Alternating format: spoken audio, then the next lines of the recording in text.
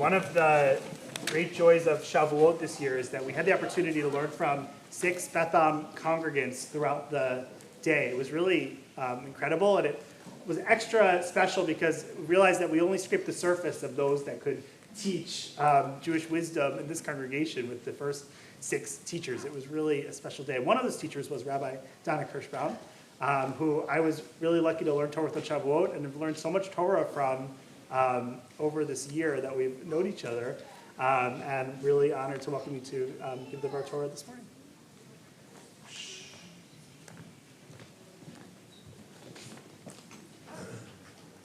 Thank you. I will aspire to live up to 1/60th. It was George Burns, wasn't it, who said, a good sermon has a beginning, a middle, and an end, with the distance between the beginning and the end as short as possible. With that in mind, I always like to sum up the Parsha in 5 sentences, and then offer 5 paragraphs, we'll call them. And the 4th paragraph, before the conclusion, is a chance for you to add to the sermon. Take out my visual aids here. I also have commentary. I only have 12 copies. Therefore, well, it's to prove that I'm not talking off the top of my head, for one thing.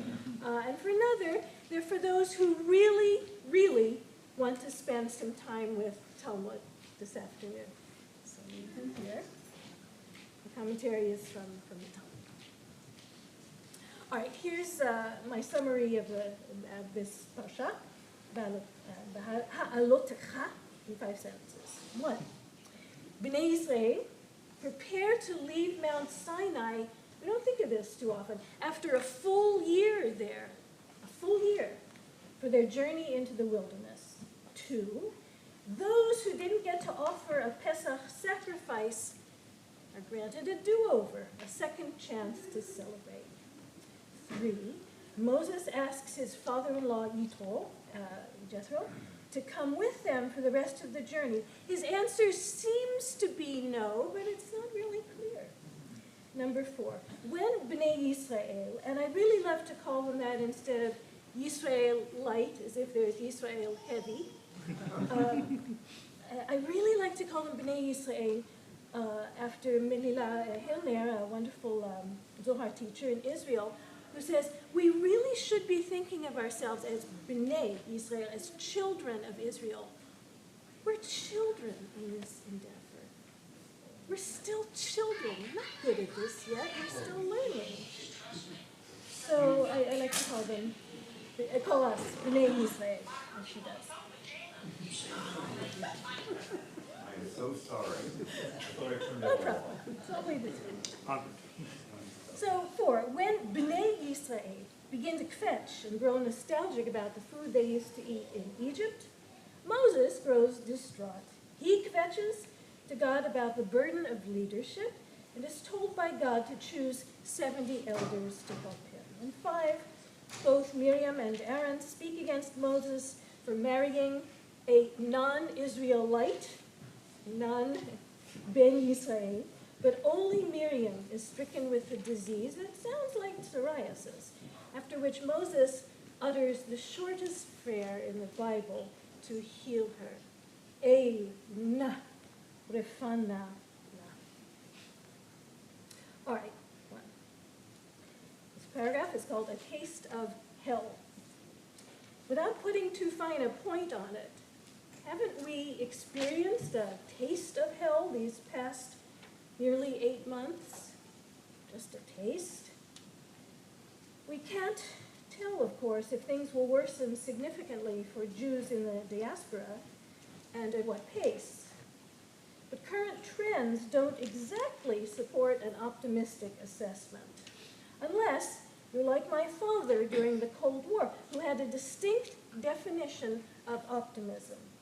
The optimists, he used to say, are learning Russian, and the pessimists are learning Chinese. All right. How our ancestors coped with health.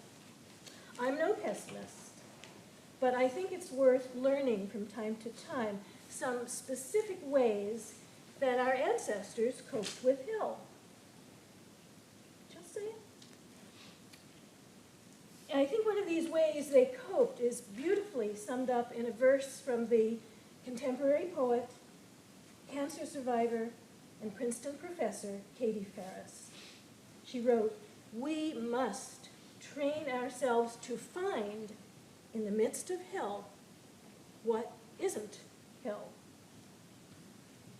What I think I found is a very specific way to train ourselves, or how our ancestors trained themselves in the midst of hell to find what isn't hell. Or at least Moses did that, or at least the writers of the Talmud claim that Moses did that. He trained himself to find in the midst of hell what isn't hell. I see him learning to cope with what the Talmud calls living between two calamities. Moses trains himself to find what isn't hell by writing a 2-verse long book of Torah. A 2-verse long book of Torah. The rabbis of the Talmud insisted that the Torah, not all of them, a few of them insisted that the Talmud doesn't have, the Torah doesn't have 5 books, it has 7 books. That the book of Numbers is actually made up of 3 different books. The part that goes up to chapter 10, verse 35, we ended at verse 34, I'm exactly at the end of 34 today, read to the end of 34.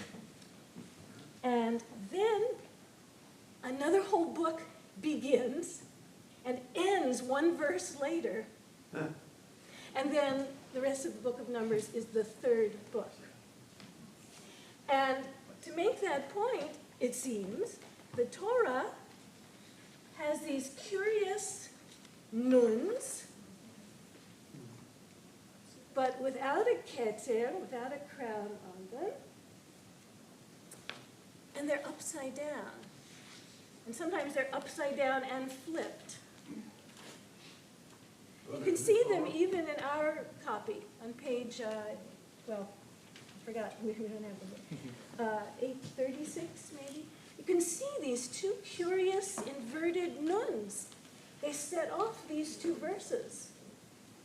I mean, there's so many explanations of why this is, and this Talmud passage offers the idea that it sets off a whole book of Torah. A whole book of Torah made up of 2 verses. And what are these 2 verses? Vayhi binsoa ha'aron vayomer Moshe kuma Adonai vefutzo oivecha v'yanusu misanecha mipanecha. But then it doesn't continue with ki mitzion, that's a verse from Isaiah. It continues with with Adonai saying, Uvnucho yomar shuva Adonai, rivevot alfei Yisrael. And that's confusing. Literally, it would mean something like, return Adonai, Israel, you who are Israel's myriads of thousands. The grammar doesn't quite make sense, but I think there's a way around that. All right. How Moses finds what isn't hell and acts on it. I think essentially what Moses does is to take the why me-ism, the why does it always have to be the Jews-ism, and he refuses to get stuck there. He refuses to get stuck in the questions why me or why us, in the case of the kvetching B'nai Yisrael. And why does it always have to be the Jews? So how does he do it? How does he keep from getting stuck there? I think he does it by enlarging the story around them, by giving us a whole other book of Torah around these 2 calamities. 2 opportunities where we can say, why me, why us? Does it always have to be the Jews? He finds what isn't hell, but he does it in a curious way. He commands that God come out of the, if I were telling this to children, out of the golden box of the ark. Come out, God. Kuma. This is no polite request. This is a very strong command, very strong imperative. Come out. Do it. Do it already. And then what does Moses do? He prays fervently, but I think very realistically. May your enemies, God, not may they disappear, may they be scattered. May your foes flee before you. Not may your enemies disappear off the face of the earth, may they be totally wiped out. That's not what he prays. It seems as if Moses understands that evil never disappears, but it can sometimes at least be mitigated. So don't get me wrong, I think the questions why me or why us or why the Jews are sacred questions. They're sacred because the unstated subject is God, isn't it, of these questions? Why would God do this to me? I think why me is shorthand for why would God do this to me? Why would God do this to the Jews? But it's my experience that we can get stuck in those questions, usually telling ourselves either we're suffering because we deserve to be punished for wrongs we haven't righted, or worse, wrongs we may not even be aware of, or we're being tested to make sure we're worthy human beings. So I feel Moses having the need to get us unstuck from that. 4. Training ourselves to see what isn't hell in the midst of hell also means being clear-eyed that we're flawed creatures nonetheless. And God bless Rashi. I think he picks up on this idea in his brilliant close reading of the previous 2 verses. Listen to what he says. They marched from the mountain of Adonai, that's Sinai. We were camped, or Bnei Yisrael was camped for a year. We marched from the mountain of Adonai a distance of 3 days. The ark of the covenant, the Won HaBrit of Adonai, traveled in front of them on that 3 days journey to seek out a resting place for them. And Adonai's cloud kept above them by day as they moved on from camp. And Rashi says, he bases this on the Midrash collection Sifrei, this was the ark that accompanied them in battle. The broken pieces of the first set of tablets lay in this ark. The ark that we talk about in Vayhi bin Soah Ha'aron, that ark is the second ark. A second ark. Ark with, well, so far at this point, the 10 Commandments. But this first ark, he notices a difference. In Vayhi bin Soah Ha'aron, it's not Vayhi bin Soah Ha'aron HaBrit. It's just Vayhi bin Soah Ha'aron.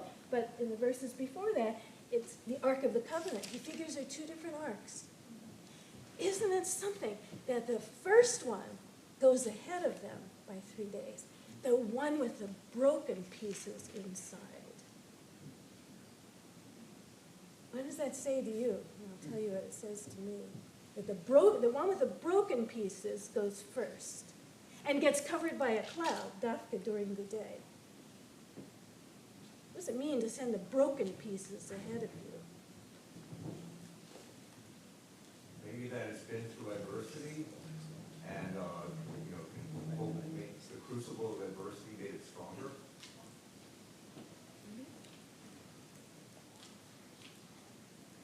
Malka.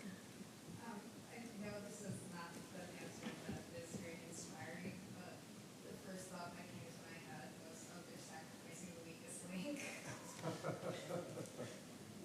Like you don't send the good Luchot 3 days ahead.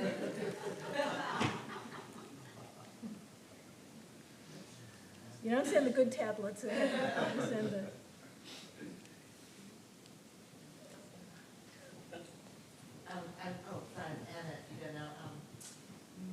I think of it as, perfection, how we're not, like how all our archetypes are not perfect. We don't worship the one who's the warrior, you know, we worship the broken, you know, so that it's symbolic of we're never gonna get perfection. It's interesting that's what gets sent ahead. Right. That Those in are our order models. to make a decent camp for everybody. I think also that when we're moving households, we pay the most attention to things that are most important to us, and we have the movers pack those carefully, and we move those ahead so they arrive first. That fits very well with how I take it at the moment. The broken pieces going ahead of the perfect version. Anything else? Yeah, I you know, those broken pieces are a sign of the misbehavior of Bnei Israel, dancing around the golden calf, and Moses' rage. So I think that first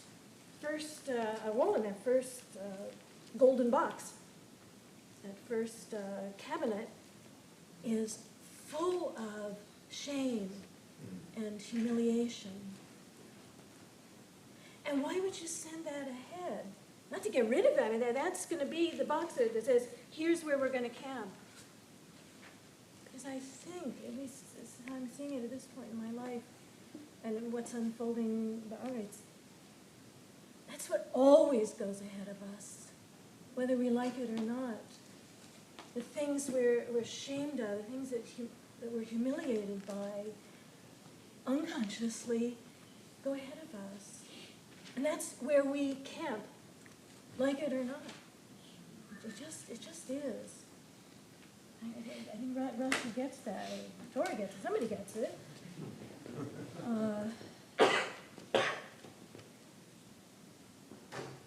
Yeah, but I think despite that, and despite the fact that this remarkable little book of the Torah, 2 verses long, marked very, very clearly, you can see it in the Sefer, you can see it, I have it right there, upside down, it's sometimes flipped as well, depends on the scribe. It's marked, it's even marked off in the Chumash, in the book version. This striking little 2 verses sets off a book that isn't hell, a book that describes a reality that's not all about calamities. So I think these inverted nuns that set off a larger story in the book of Numbers, a much larger story, albeit only 2 verses long, point us towards one way, just one way, with many strategies, to train ourselves, should we, chas v'chalila, end up in the midst of hell, to find what isn't hell.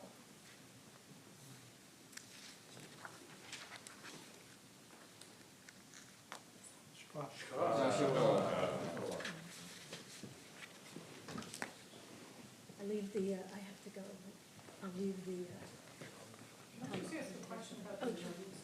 right, yeah. Why nuns? I mean, it's, you know, in Australia it's missing, but here, Right. is it the only place in the Torah where that's done?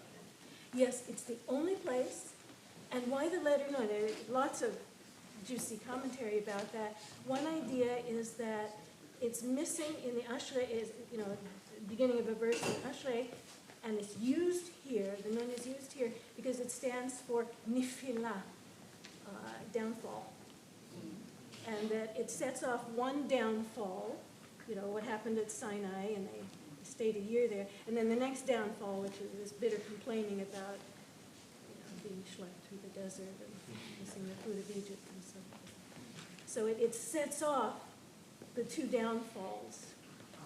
And therefore Nun is avoided in the Ashrei, the Psalm of Praise, because you don't want anyone to be reminded of the word nifilah, the fall.